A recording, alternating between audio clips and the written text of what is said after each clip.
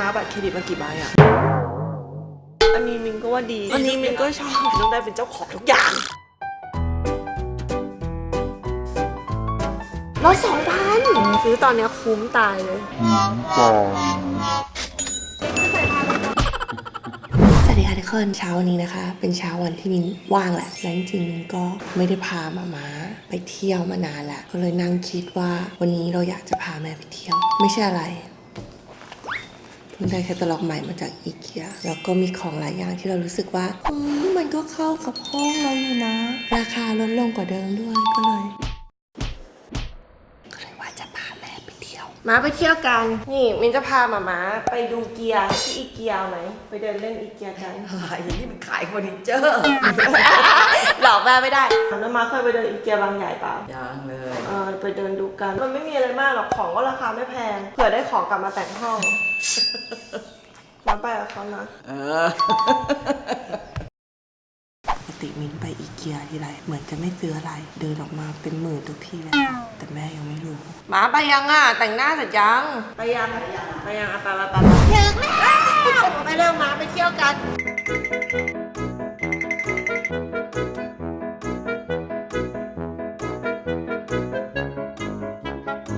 อันนี้คือวิธีช้อปปิ้ง 1. หยิบแผนผัง 2. เช็คข้อมูลไม่ถูกใจก็คือนำมาคืนได้ใน360 วันเช่นถ้าซื้อฟองน้ำขัดอะไรก็ขัดได้เต็ม365 วันแล้วก็เอามาคืนได้มินแย่เลยนะปัญหาใหญ่ของการเดินอีเกียคือไม่มีอะไรในใจพอยิ่งไม่มีอะไรในใจเดินปุ๊บมาเต็มไม่เป็นไรวันนี้มีแม่มาฉันมาทำอะไรที่นี่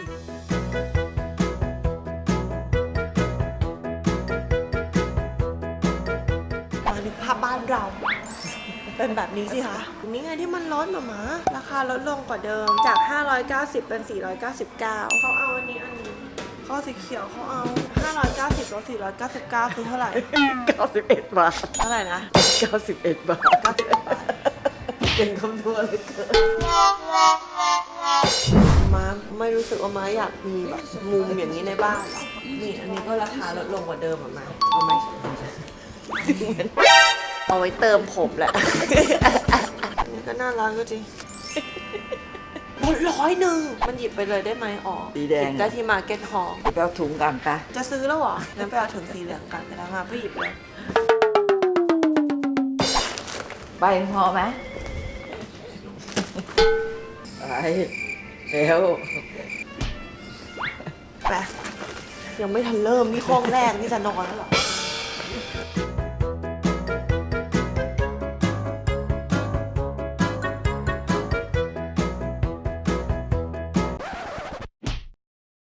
ก็ถูกกว่าเดิม 6,990 บาทจาก 7,990 บาทเป็น1,000อันนี้มิ้นบวกเลขถูกมาไม่ต้องบอกมิ้นว่าเขาต้องมีแบบวิธีการผลิตที่ดีขึ้นอ่ะมันเลยราคาลดลงเพราะคุณภาพเหมือนเดิมเลยอ่ะก้อนมิ้นจำได้แหละเพราะมันนั่งหลายรอบแล้วแม่ไม่ให้ซื้อเองมาถ่ายรูปให้เขาหน่อยถ่ายละสวยปะเนี่ย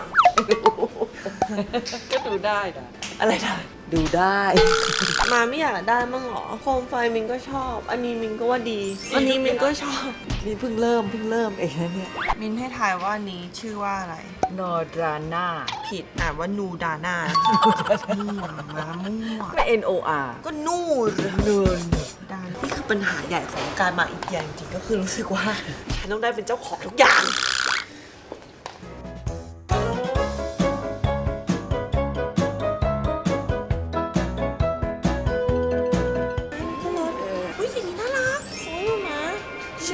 เวียดบูราคาลดลงกว่าเดิมเหมือนกันง่ายจาก 7,000 ลด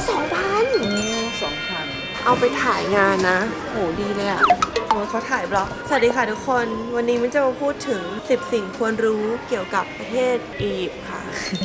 แล้วดีปะมุมสวยปะเราต้อง 2,000 เนี่ยซื้อตอนนี้คุ้มตายเลยนี่ดูสิสินค้าลดลงแต่คุณภาพดังเหมือนหนังเรื่องอัพจำได้ปะที่มันจะมีเก้าอี้ใหญ่เก้าอี้เล็กอย่างนั้นนะคะถ้าเราได้เก้าอี้กลับบ้านมันจะเป็นยังไงนะ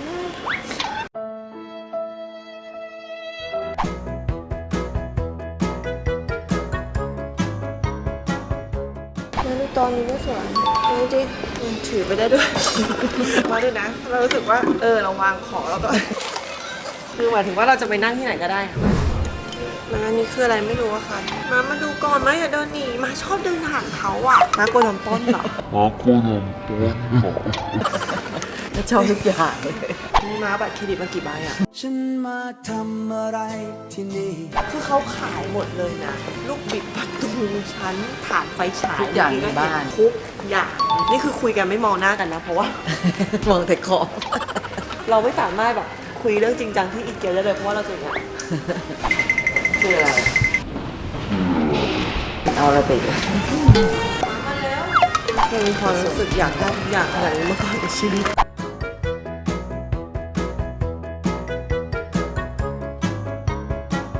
อันนี้ก็ราคาลดลงกว่าเดิมไหมซื้อให้แม่ปีหน้าไหมไว้ในห้องมินอันนี้ดีมากๆมินใช้อยู่ที่สเปนตู้นี้เคยมีอยู่ที่สเปนที่กรุงมาดริดเอสปานยาก็คือมันจะเป็นตู้อย่างนี้ใช่ไหมท็อปอย่างเงี้ยก็เลือกได้ว่าอยากได้เป็นท็อปแบบไหนมันอยากคอสตอมไมซ์ได้หมด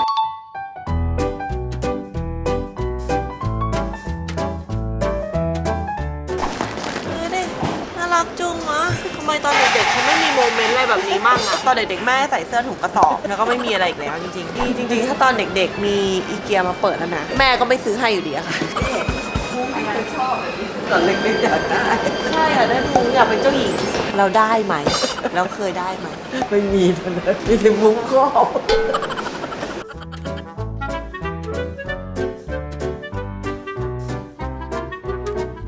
ที่บ้านเราใช้รถไฟไหนรุ่นไหนสีไหนมาอีเกียมีขายรถไฟทุกแบบไปด้วยอันนี้ก็ราคาลดลงกว่าเดิมหรอทำไมมันลดเยอะจังอะโอ้โหจาก159เหลือ99อันนี้แหละลดลงกว่าเดิมทั้งนั้นเลยมาเอาไหนเร็วดูดิ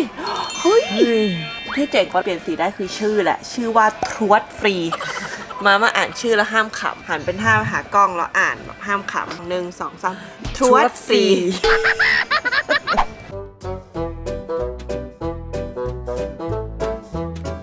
มีทุกอย่างจริงค่ะกระทั่งขัน เมื่อกี้คือเจ็บจริงด้วยนะ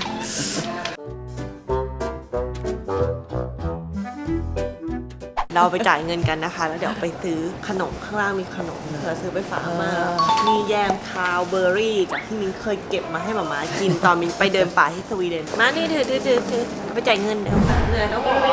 แรง มันใหญ่อะมันต้องเดินลงแล้วมาไปเดินฟิลแล้วอ่ะไม่เหนื่อยแล้วทำไมเมื่อกี้พูดว่าจะออกไปจ่ายเงินแล้วช่วงยังไม่ถึงนาที20 นาทีผ่านไปเหนื่อยแล้วมันใหญ่เหลือเกิน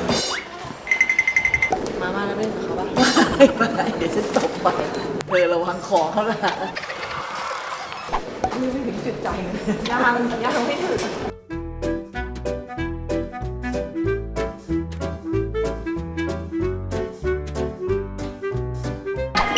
ราคาบัตร500 บาทนะคะ อุตส่าห์ไม่ซื้อเก้าอี้เนี่ยรถขนไม่ได้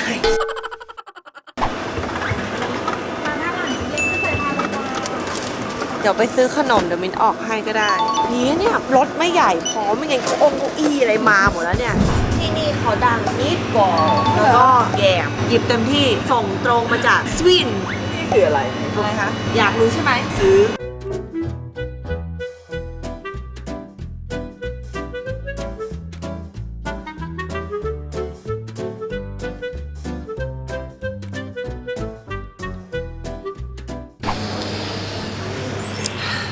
ได้เวลากินแล้วเรียบร้อย ดูนะคะมีปอเขามีนะมีปอจริงมันเป็นอาหารซิกเนเจอร์ของสวีเดนแล้วเขาก็จะกินกับแยมมาลองชิมดู1 2 3 แม่นี้มีบุญคุณอันใหญ่หลวง โอ้อร่อยไหม หอมจัง เป็นมีปอที่อร่อยนะที่เนี่ย หอมมากเลย โอ้ยแยมมันหวานด้วยมันตัดรสไปมา มันบดก็อร่อย น้ำชิมพอสต้า ลองดูสิมันเป็นพริกแห้งใช่ไหมใส่ไส้กรอกด้วยนะ น้องไม่ปลาเหรอ เผ็ดโอ้โหรสแบบไทยดีเลยแล้วมันก็มีความหอมของชีสด้วยนะ นี่นะคะ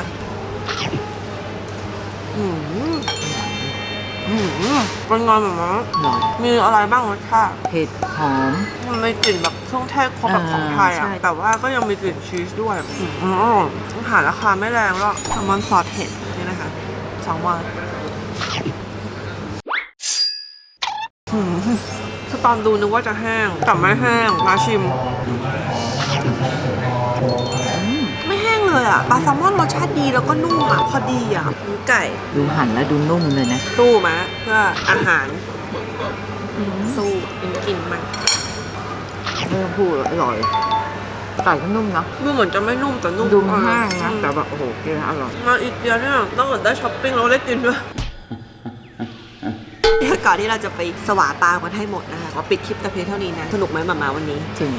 มันเดินเพลินอะ เพลิน มันเมื่อยตามากเพราะว่ามีของสำหรับแบบทุกเพศทุกวัยทุกอายุทุกไซส์ห้องเนี่ยจะเป็นคอนโดเป็นบ้านเนี่ยมันมีหมดยิ่งลดราคาเราเห็นว่ามันลด1,000 2,000เราก็แบบสะเทือนใจรู้สึกว่าจำเป็นต้องหยิบไม่หยิบรู้สึกผิดโชคดีของเราที่วันนี้ลดใหญ่ไม่พอนั่นแหละค่ะพาคนที่คุณรักมาปล้นได้นะปล้นไม่พอนะก็เลี้ยงข้าวสักหน่อยหนึ่งนะร้านที่อีเกียมีหลายจุดนะมีก็จะมีร้านอาหารมีที่ซื้อขนมกลับไปฝากอาม่าอะไรเงี้ยไว้มากับลูกอีกนะชอบไหมอีเกียให้มาอีกมาไหมมาเดินเล่นมากินมีบอกแล้วนะก็ขอลาไปก่อนค่ะ1 2 3กินสิ่งมันกลับได้แล้วกินอะไรอีกนะกินอะไรอีกนะ ชาเขียวเย็นวิปชีสเมนูใหม่ต้องลอง อร่อยปะ อร่อยของผม อร่อยดีนะกลับเถอะมากลับบ้านไปเร็ว